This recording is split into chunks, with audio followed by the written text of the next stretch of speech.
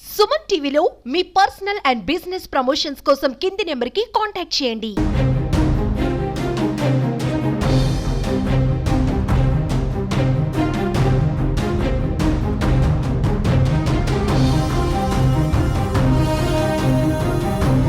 Welcome to Suman TV. నేను మీ సుప్రసాద్. మనం చూస్తున్న ఈ రహదారి రమణీపేట గ్రామం నుంచి జడ్డింగ్ వరకు ఉన్న ప్రధాన రహదారి అయితే ఇది. ఈ రహదారి కూడా ఇటు రాజమహేంద్రవరంకి వెళ్ళాలన్నా సరే, లేదు ఏజెన్సీ ముఖతరమైన ఏలసం మీదుగా రాజవొమ్మింగి నర్సీపట్నం వెళ్ళాలన్నా సరే ఈ రహదారి గుండానే వెళ్ళాలి. అయితే ప్రస్తుతం ఈ రహదారి అయితే మాత్రం ఈ రహదారి పరిస్థితి యమపాశానికి ఒక యమలోకానికి మార్గంలాగా అయితే ఉంది. ఈ రహదారి నిత్యం వేలాది మంది ఈ రహదారిలో ప్రయాణిస్తూ ఉంటారు. అలాగే ప్రభుత్వ ఆసుపత్రులకు కానీ లేదా వారి అవసరాల నిమిత్తం కానీ ఈ రహదారి గుండానే ప్రధానంగా ఈ రహదారి గుండా అయితే ప్రయాణం సాగించారు. అయితే ఈ రహదారి సుమారుగా ఒక 10 సంవత్సరాల నుంచి కూడా గోతులమయంగా మారి మనిషి మునిగిపోయేంత గోతులతో తయారైతుంది. ప్రతినిత్యం కూడా ఈ రహదారిలో మనం వచ్చినట్టయితే మాత్రం ఏదో ఒక వాహనం అయితే మాత్రం ఆగిపోయి మనకు దర్శనమిస్తూ ఉంటుంది. ఇంకా వర్షాకాలంలో అయితే ఈ రహదారి కోసం చెప్పనవసరం పడలేదు, ఎందుకంటే ఇది ఒక చెరువు మాదిరిగా అయితే మాత్రం ఈ రహదారి దర్శనమిస్తూ ఉంటుంది. వేలాది మంది ప్రయాణికులు అనేక మార్లు అధికారులకు ప్రజలకు మొరపెట్టుకున్నా సరే రహదారికి అయితే మాత్రం దీన్ని అయితే మాత్రం బాగు చేసిన పరిస్థితి అయితే లేదు. అంటే ముఖ్యంగా క్వారీ లారీలు నడడం వల్ల అయితే మాత్రం ఈ రహదారి అయితే ఈ విధంగా చేరుకుంది. మనం చూస్తున్నాం బస్సులు ఊగుతూ ఉయ్యాలకి అయితే మాత్రం బస్సుల్లో కూర్చున్న వాళ్ళందరూ కూడా ఉయ్యాల్లో ఊగుతున్న ఫీలింగ్తో అయితే మాత్రం ప్రయాణం చేస్తూ ఉంటారు. కేవలం 20 నిమిషాల్లో ప్రయాణం ఆగవలసిన రమణీపేట నుంచి జడ్డింగ్ అనవలసిన ప్రయాణం సుమారుగా 1:10 నిమిషాలు అయితే మాత్రం ప్రయాణించాల్సి ఉంటుంది. అంత ప్రయాణిస్తేనే కానీ ఏలేశ్వరం గ్రామానికి అయితే ఏలేశ్వరం ప్రధాన రహదారికి అయితే చేరుకోలేరు. ఇటువంటి రహదారిలో తామైతే చివరి ఎక్కట్లో పడుతున్నామని, అలాగే అనేక మార్లు వాహనదారులు అయితే మాత్రం ఈ వాహనంలో స్కిడ్ అయి మరీ పడిపోయి ప్రమాదాలు కొని తెచ్చుకుంటున్నారని ఆసుపత్రులు పాలవుతున్నారని ఇక్కడ ఉన్న స్థానికులు అయితే మాత్రం ఆవేదన వ్యక్తం చేస్తున్నారు. బాలింతలు కానీ గర్భిణీ స్త్రీలను కానీ ప్రధానంగా రాజవొమ్మింగి నుండి ఏలేశ్వరం వైపుగా అయితే మాత్రం ప్రభుత్వ ఆసుపత్రికి తీసుకురావాల్సిన నేపథ్యంలో ఈ రహదారి బాగోపోవడంతో 30 కిలోమీటర్ల ఉన్న ఈ గ్రామానికి కాకుండా సుమారుగా 65 కిలోమీటర్లు ఉన్న నర్సీపట్నం గ్రామానికి అయితే తీసుకెళ్లాల్సిన పరిస్థితి అయితే నెలకొంటుంది. ఈ రోజు అయితే మాత్రం ఈ రహదారులు అయితే మనం ఉన్నాం, రమణీపేట జడ్డింగ్ ఉన్న రహదారులు అయితే ఉన్నాం. ఒకసారి చూద్దాం ఈ ప్రయాణికులను అడుగుదాం. అంటే రెగ్యులర్గా ఈయన ఆటో అయితే మాత్రం ఈ రూట్లోనే వెళ్తూ ఉంటాడు. అసలు ఈ రోడ్లో ప్రయాణం ఎలా ఉందో అడుగుదాం. చెప్పండి, అట్లా ఎవరి మీది? పత్తిపడి సార్. ఎలా ఉంది రోడ్డు? అసలు బాగాలేదు సార్, బాగా గోతులెట్టిపోయింది సార్. డ్రైవింగ్ ఇబ్బంది వచ్చేస్తుంది సార్. ముందు ఎప్పుడైనా వచ్చారా రోడ్లకి? ఇలాగే వెళ్తుంటాం సార్. అలా మా ఇబ్బంది వచ్చేస్తుంది సార్. గత 5 సంవత్సరాల నుంచి మా రోడ్ల పరిస్థితి ఇలాగా ఉందండి. ఏ వెహికల్ వచ్చినా ఆగిపోవడమే. మాకు ఎవరు వచ్చినా ఆర్టీసీ వాళ్ళతో సహా ఇక్కడ ఆగిపోవడం, నడడం, చేయడం అంతానే.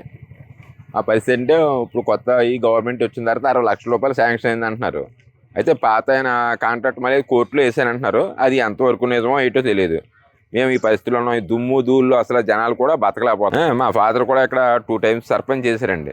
మా అబ్బాయి కూడా ఇప్పుడు ప్రజెంట్ ఏమో అక్కడ పంచాయతీ బోర్డు నెంబర్ అండి. మా తమ్ముడు కూడా ఇక్కడ సర్పంచ్ అండి.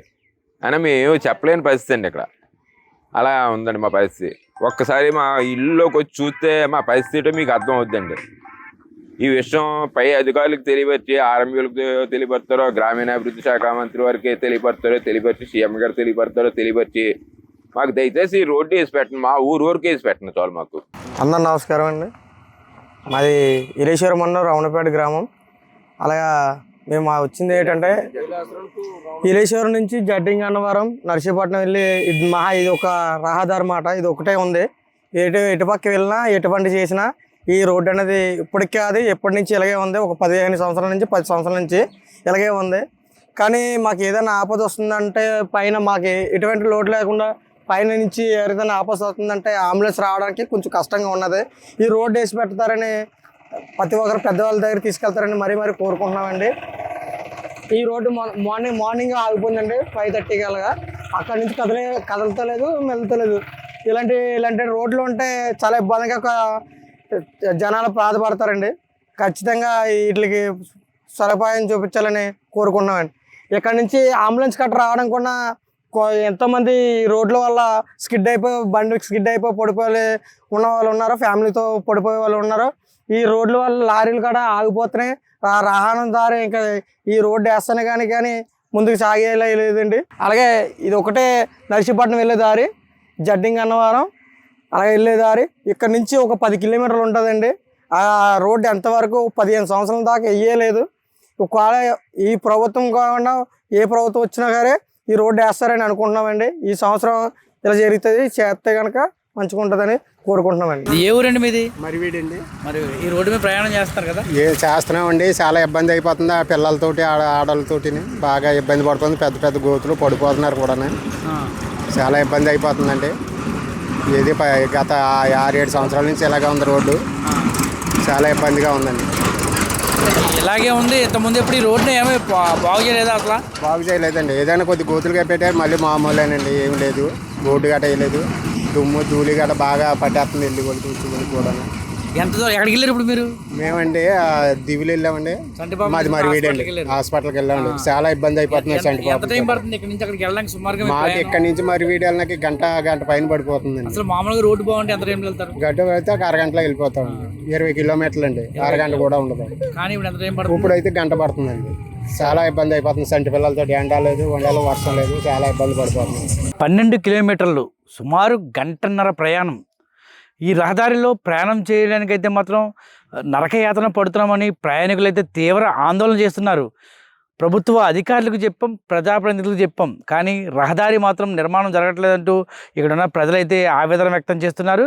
వర్షాకాలంలో చెరువులు మాదిరిగా కనిపించే ఈ రహదారి మొత్తం కూడా గోతులమయంగా మారడంతో అనేక ప్రమాదాలు చోటు చేసుకుంటున్నాయని ఎప్పటికైనా అధికారులతో, ప్రజాప్రతినిధులతో పాటు రాష్ట్ర ముఖ్యమంత్రి నారా చంద్రబాబు నాయుడు అలాగే ఉప ముఖ్యమంత్రి పవన్ కళ్యాణ్ల దృష్టికి వెళ్ళేలా మాత్రం ప్రతి ఒక్కరూ చర్యలు చేపట్టాలని అయితే మాత్రం స్థానికంగా ఉన్న వాహనదారులు అయితే ప్రజలైతే కోరుకుంటున్నారు. ప్రధానంగా ఈ రహదారి నిర్మాణానికి ఇప్పటికే 60 లక్షల రూపాయలు నిధులు మంజూరయ్యాయని చెప్తున్నప్పటికీ కూడా రహదారి నిర్మాణం జరగడం లేదంటే అయితే మాత్రం ఆవేదన వ్యక్తం చేస్తున్నారు ఇక్కడ ప్రజలు. ఎప్పటికైనా అధికారులు స్పందించాలైతే మాత్రం వారైతే మాత్రం అధికారులను, ప్రజాప్రతినిధులు అయితే కోరుకుంటున్నారు.